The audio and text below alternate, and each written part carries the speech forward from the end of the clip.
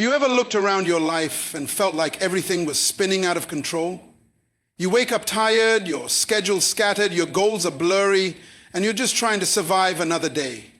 You keep telling yourself you'll get organized one day, but that day never seems to come. The bills pile up, opportunities slip away, and your peace of mind slowly fades. You want change, but something inside you keeps waiting for the right moment, the moment that never arrives. I've been there. I felt that weight, that quiet frustration of knowing I'm capable of more, but feeling trapped in disorganization. But one day I realized something that shook me to my core. My life wasn't falling apart, it was simply unorganized. And that's when everything began to change. See, chaos isn't always an attack from the enemy. Sometimes it's just the result of neglect. Sometimes it's what happens when we let life lead us instead of leading our lives. And the truth is, no matter how anointed, gifted, or talented you are, if your life lacks order, your purpose will always remain buried beneath the mess. Now, let's look at this from a divine perspective. The Bible says in 1 Corinthians chapter 14, verse 33, "For God is not the author of confusion, but of peace." That means if confusion dominates your life, God is not the architect of it. He designed you for order, for clarity, for direction. That's His nature. And because you're made in His image, order is meant to be your lifestyle. But here's the challenge. Order doesn't happen by wishful thinking. It doesn't show up when you feel inspired. You have to force yourself to organize your life. You have to fight through the excuses, the laziness, the comfort zones, and say enough is enough. My life deserves structure. Because until you decide to get serious about your order, you'll keep living beneath your potential. When you start to organize your life, your time, your priorities, your habits, your space, something supernatural begins to happen.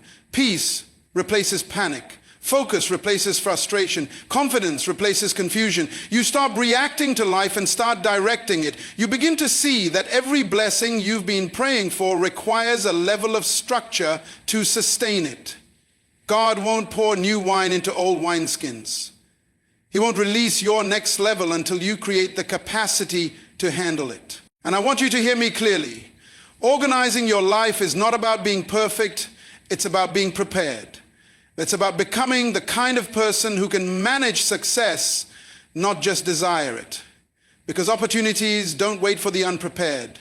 They're attracted to order, discipline, and readiness. So if your life feels like it's in pieces, maybe it's not punishment, maybe it's an invitation. An invitation to rise up, to reset, and to realign your world with purpose. God wants you to bring order into every area of your life. Your mind, your habits, your finances, your goals, your relationships. Because where there's order, His peace dwells.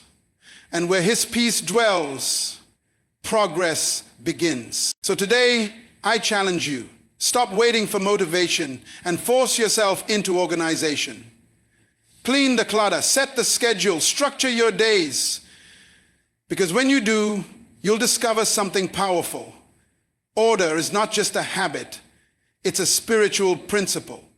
It's the foundation on which destiny is built. When your life is disorganized, you don't just lose time, you lose peace.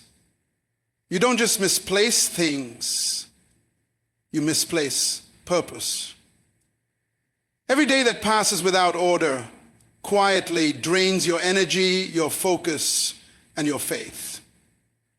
And the truth is, disorganization doesn't announce itself loudly. It creeps in slow. It starts with small neglect. An undone task, a missed appointment, an ignored plan, until one day you wake up and realize your whole life feels like it's running you instead of you running it. Have you ever noticed how stress multiplies when you don't have structure? You wake up anxious because you don't know where to start. You go to bed frustrated because you didn't accomplish what mattered most. You're constantly busy but not truly productive. That's not how God intended you to live. The Bible says in 1 Corinthians chapter 14, verse 33, "For God is not the author of confusion, but of peace." That means wherever confusion reigns, peace is absent. And when peace is absent, progress becomes impossible. You see, God created the universe in perfect order. He separated light from darkness, waters from the land, day from night, everything in its proper place. And if the Creator himself functions in order, how much more should we, his creation, reflect that same discipline in our lives? Organization isn't just about managing your schedule. It's about aligning your world with divine design. Let's think about a real-life moment. Imagine someone juggling work, family, church, and personal growth all at once. They're trying to please everyone, do everything, and be everywhere. But deep down, they're drowning in exhaustion. Their mind is cluttered. Their priorities are scattered, and even their prayer life feels rushed. They're not lazy. They're simply unorganized. And as a result, what should bring joy now feels like a burden. They're running fast, but they're not going far. That's what disorganization does. It robs you of clarity. It makes you feel overwhelmed by everything, yet accomplished in nothing. You begin to confuse motion with progress. You start living in survival mode instead of growth mode. But once you begin to organize your life, even in small steps, something powerful begins to shift inside you. You realize that peace isn't the absence of problems. It's the presence of order. Organization is not just a practical discipline. It's a spiritual act of obedience. When you organize your time, you're honoring the gift of time God gave you. When you manage your resources wisely, you're showing gratitude for provision. When you plan your day intentionally, you're declaring that your purpose matters.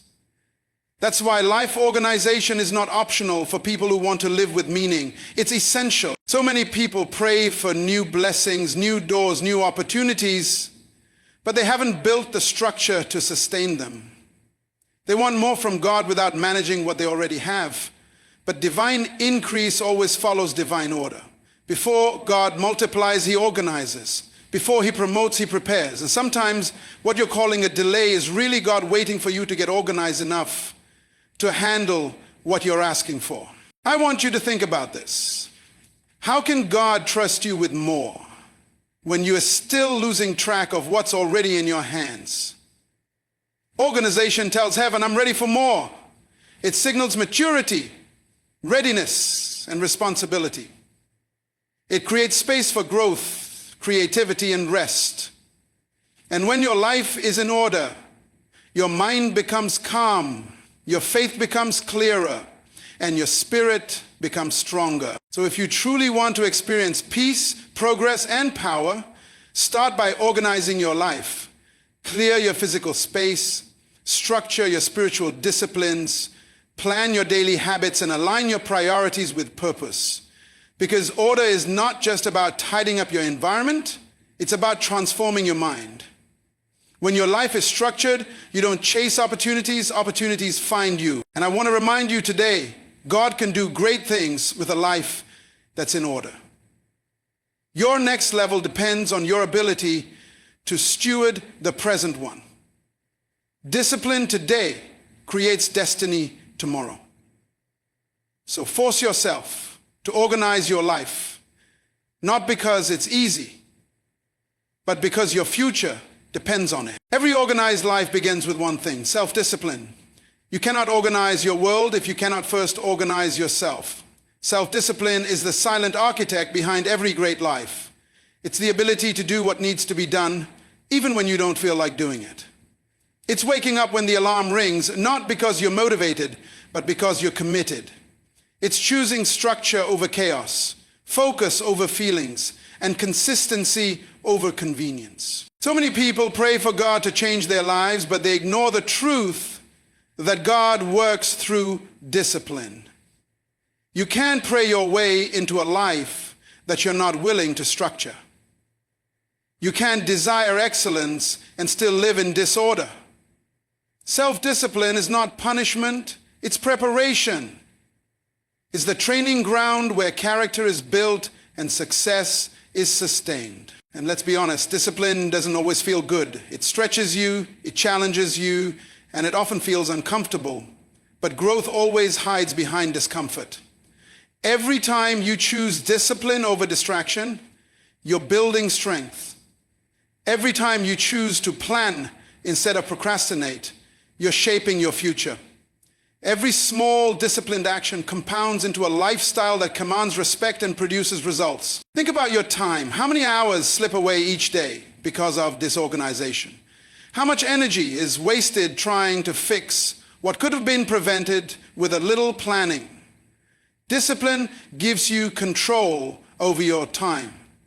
It teaches you to say no to what doesn't serve your purpose and yes to what moves you forward. It's not about being perfect.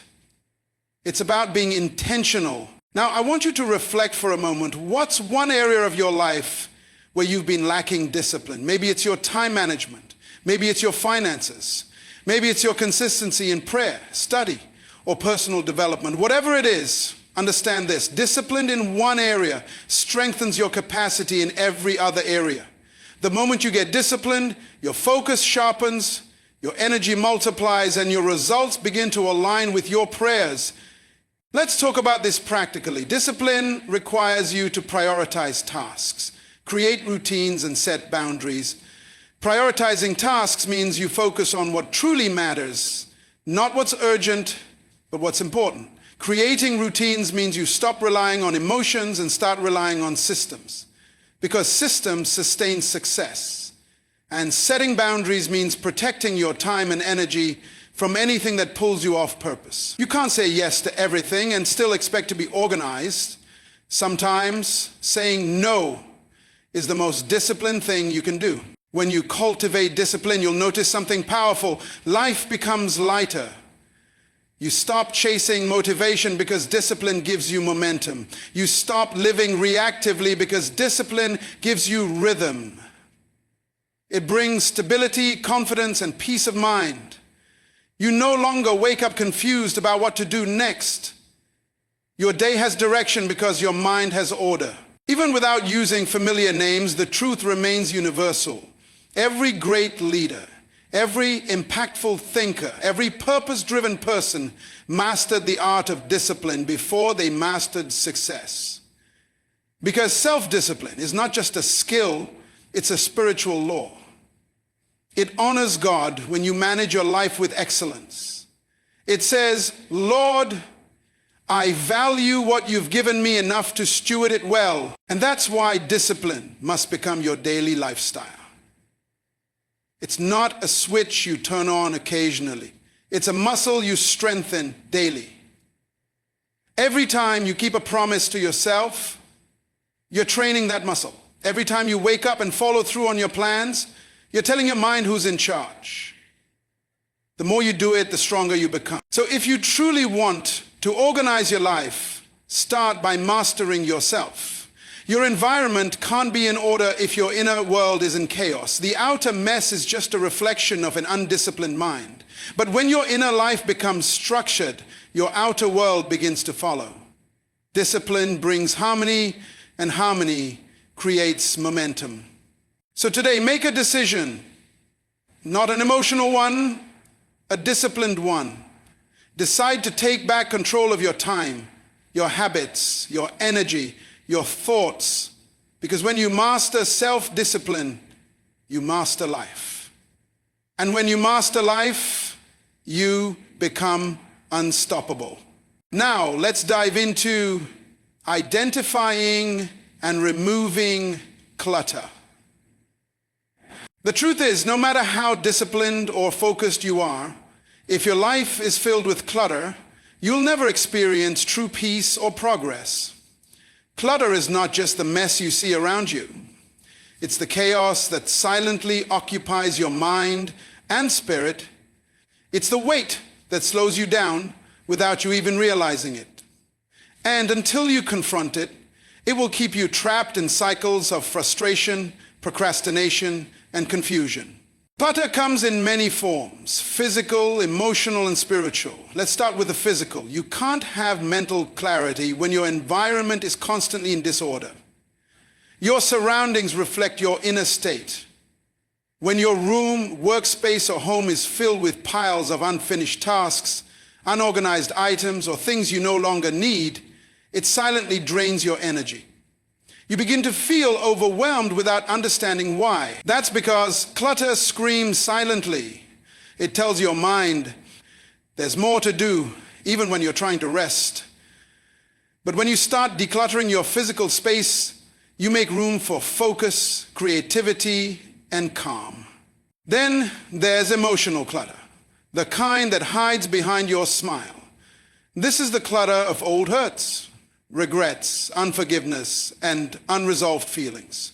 It's that quiet resentment you've been carrying for years, that guilt you never let go of, that disappointment you keep replaying in your mind.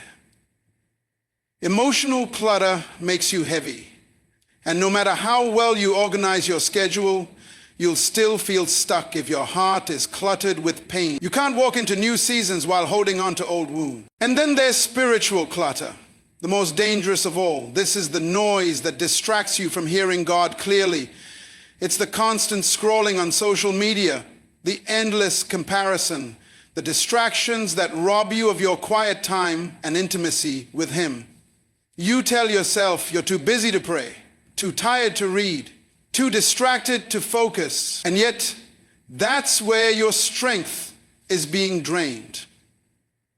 Not because you don't love God, but because your spirit is overcrowded with things that don't matter. The Bible gives us a clear solution in 1 Peter chapter 5, verse 7. Cast all your cares on Him, for He cares for you.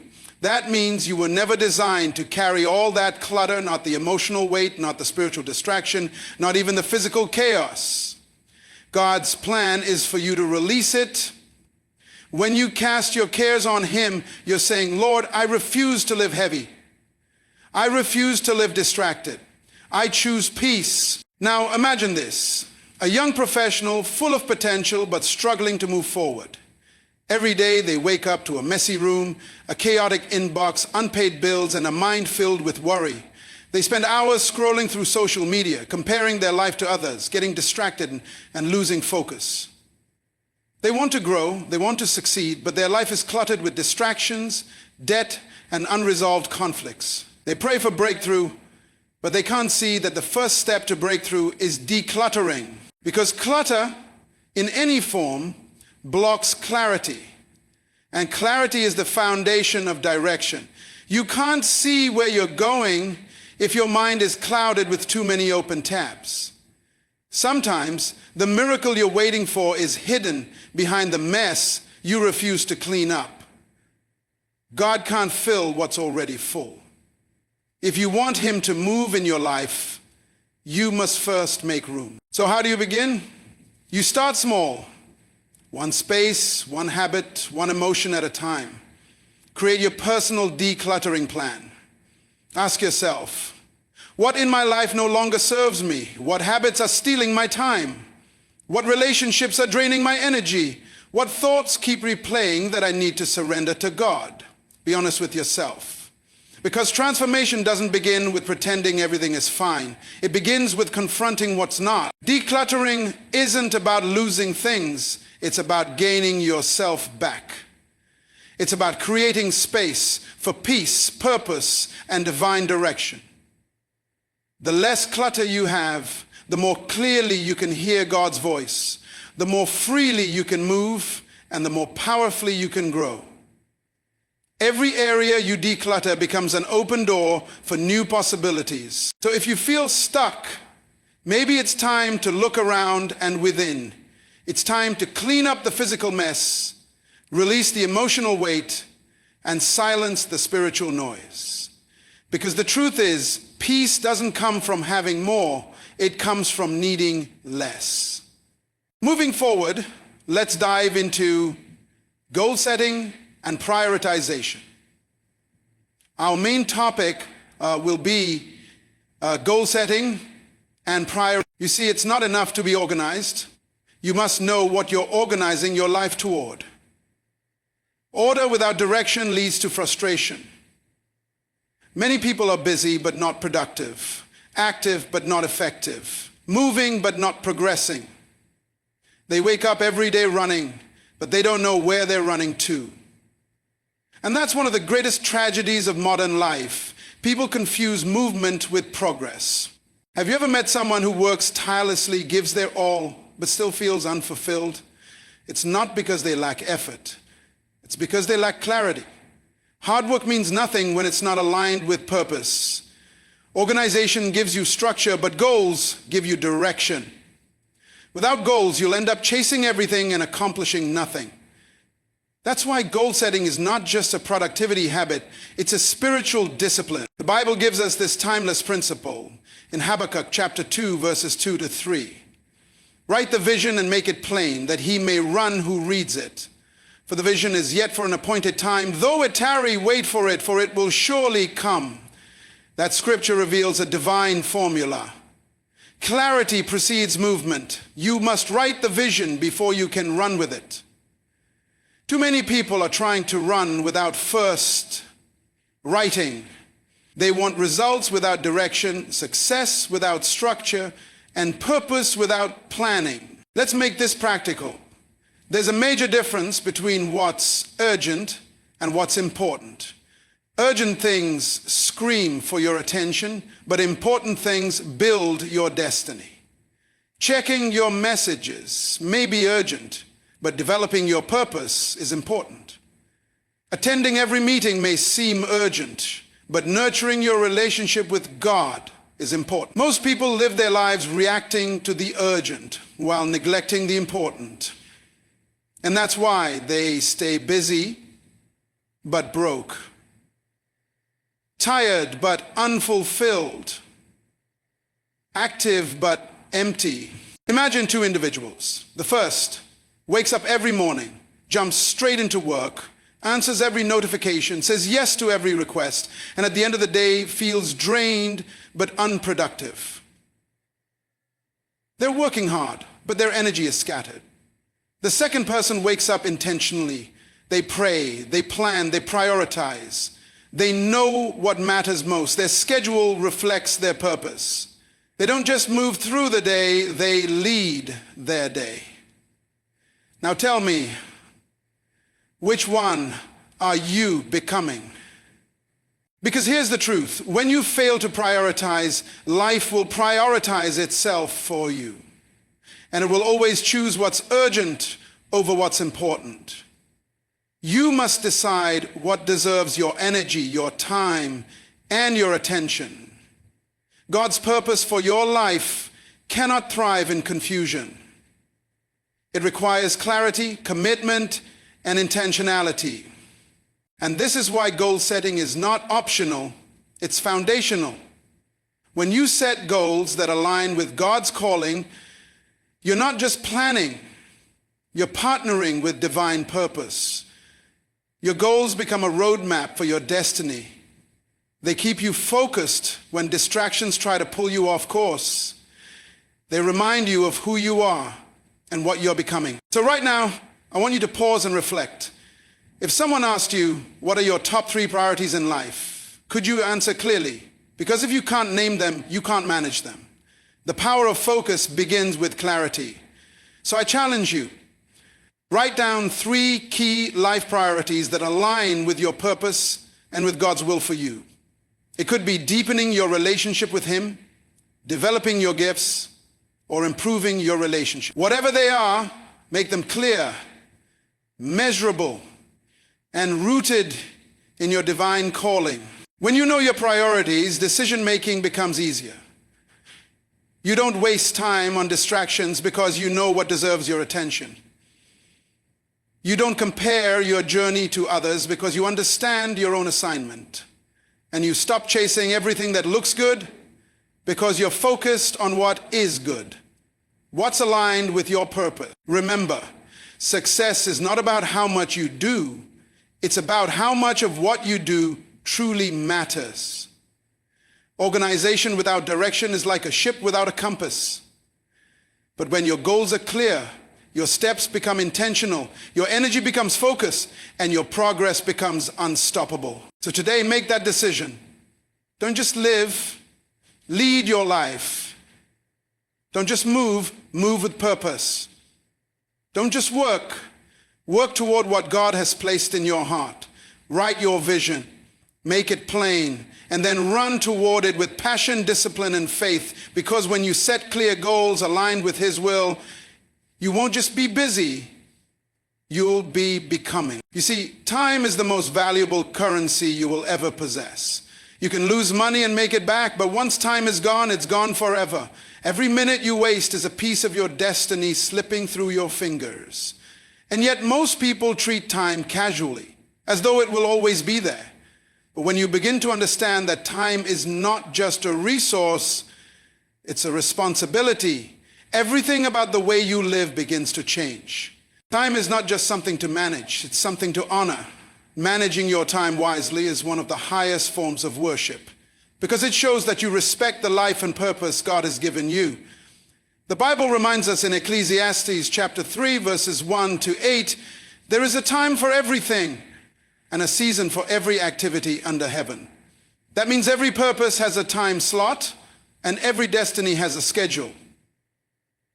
If you have served your time smartly, if you miss the timing, you can delay the manifestation. Think about that. God designed your life in seasons. Moments of planting, moments of growing, moments of harvesting. But if you're out of rhythm with time, you'll find yourself either doing the right thing at the wrong time or the wrong thing at the right time. Both are costly. That's why time management is not just about productivity, it's about spiritual alignment.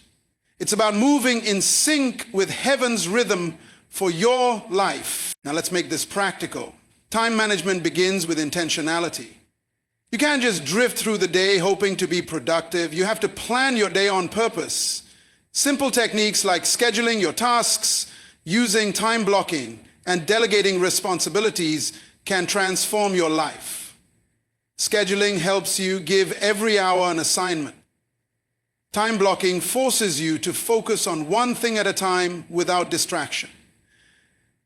Time management forces you to focus on one thing at a time without distraction. And delegation teaches you to release control and trust others to help carry the load. Here's the truth. Some of you are exhausted, not because you have too much to do, but because you're trying to do everything yourself. You can't grow if you won't let go. Time management requires humility. The humility to say, I can't do it all, but I can do what matters most. Let me paint a picture for you. Imagine a busy parent, an entrepreneur, or a student, constantly running, constantly rushing, constantly overwhelmed. They're juggling work, family, church, and personal goals, yet every day ends with the same feeling. I didn't have enough time. But the problem isn't the amount of time. We all get the same 24 hours. The problem is the management of it, because unmanaged time always leads to unnecessary stress. When you learn to manage time well, you take back control of your life. You start your day with purpose instead of panic. You know when to work and when to rest. You know when to say yes and when to say no. And that's important because every yes to something unimportant is a no to something that truly matters. Time management is really about decision management. It's about having the wisdom to know what deserves your attention and what doesn't. I want you to think deeply about this question. Where are you wasting your time daily? Is it endless scrolling on social media? Is it spending hours worrying about things you can't control? Is it overcommitting to activities that don't align with your calling? Every wasted moment adds up, and over time it can cost you opportunities, growth, and peace. So today, identify that one area, just one, and take control of it. Because if you can reclaim one area of wasted time, you can reclaim your focus, your energy, and your momentum. Here's something powerful to remember. Time is sacred because it's the platform through which purpose is fulfilled. Every dream you have, every goal you want to achieve, every impact you're meant to make, all of it depends on how you use your time. That's why the enemy doesn't always need to destroy you. He just needs to distract you. If he can steal your focus, he can waste your time.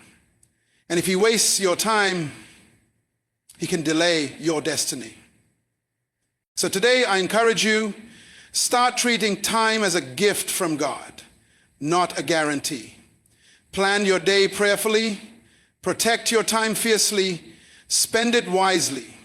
Because when you manage your time well, you're not just being organized, you're honoring the one who gave you the time in the first place. When you align your time with your purpose, you stop living reactively and start living intentionally. You stop chasing the clock and start mastering it.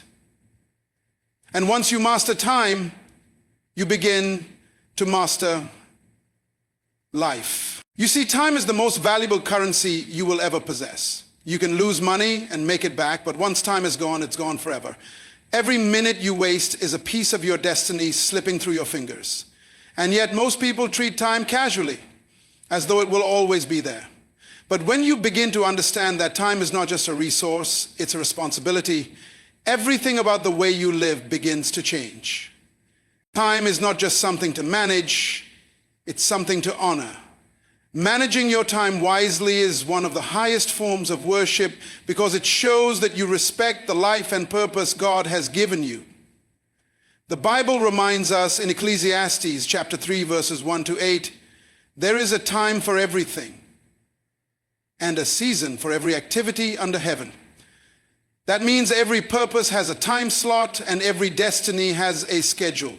If you miss the timing, you can delay the manifestation. Think about that. God designed your life in seasons, moments of planting, moments of growing, moments of harvesting.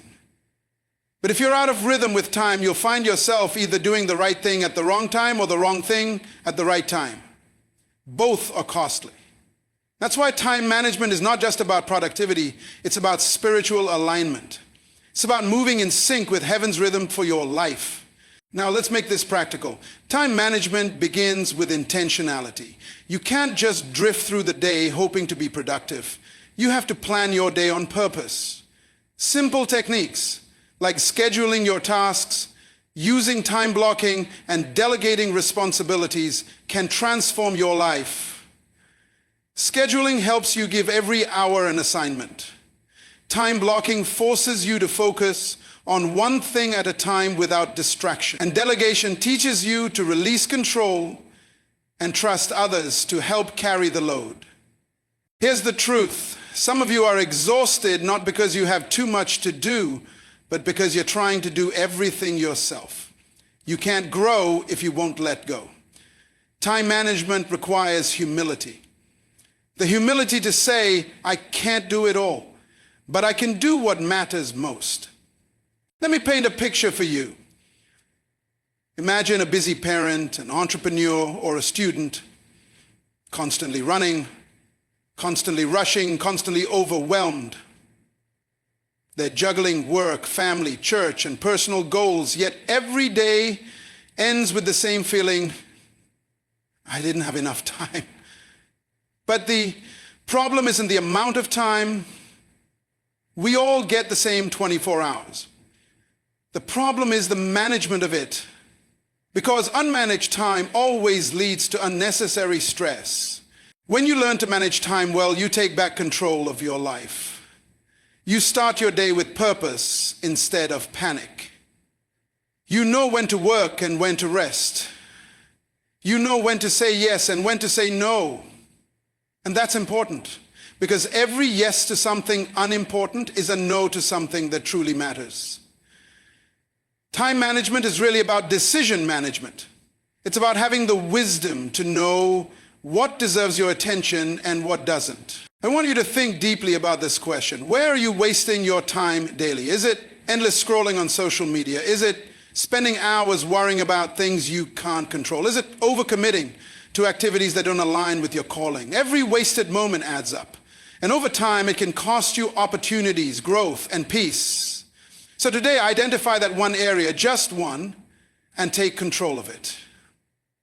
Because if you can reclaim one area of wasted time, you can reclaim your focus, your energy, and your momentum. And here's something powerful to remember. Time is sacred because it's the platform through which purpose is fulfilled. Every dream you have, every goal you want to achieve, every impact you're meant to make, all of it depends on how you use your time. That's why the enemy doesn't always need to destroy you. He just needs to distract you. If he can steal your focus, he can waste your time. And if he wastes your time, he can delay your destiny. So today, I encourage you, start treating time as a gift from God, not a guarantee. Plan your day prayerfully. Protect your time fiercely. Spend it wisely, because when you manage your time well, you're not just being organized, you're honoring the one who gave you the time in the first place. When you align your time with your purpose, you stop living reactively and start living intentionally. You stop chasing the clock and start mastering it. And once you master time, you begin to master life. Now let's be real. It's easy to stay focused when everything is going right. It's easy to stay disciplined when life feels smooth, doors are opening, and momentum is on your side. But the true test of discipline doesn't show up in your moments of comfort. It's revealed in your moments of challenge. Because consistency is not built in convenience, it's built in adversity. Every great person you admire didn't get there because life was easy. They got there because they learned how to keep going when things got hard. The path to purpose is not always paved with applause.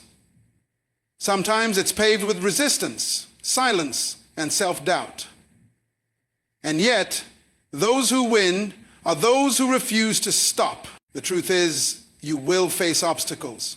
Procrastination will whisper, you can do it tomorrow. Fear will scream, you're not ready. Distractions will tempt you with comfort, and negative influences will try to convince you that you're wasting your time. But here's what I want you to remember. You are not fighting alone. The same God who gave you the vision will give you the strength to see it through. The Bible says in Philippians chapter 4, verse 13, I can do all things through Christ who strengthens me. That's not just a verse for motivation, it's a declaration of empowerment. It means even when you feel weak, even when you want to quit, there's a supernatural strength within you that refuses to give up. Every time you get back up, every time you try again, every time you push through, that's Christ's strength in you manifesting. Let me share something with you. Consistency doesn't mean perfection. It means persistence. It means showing up even when you don't feel like it. It means praying even when you're tired. It means believing even when you can't see the results yet. You see, anyone can start, but only the disciplined can finish. Consistency turns ordinary people into extraordinary achievers. Think of someone who faced rejection after rejection. Maybe an entrepreneur who started with nothing, a teacher who poured into students with little recognition, or an artist who kept creating even when no one noticed. They didn't stop because of obstacles. They saw those obstacles as part of their training ground. Every failure shaped their resilience.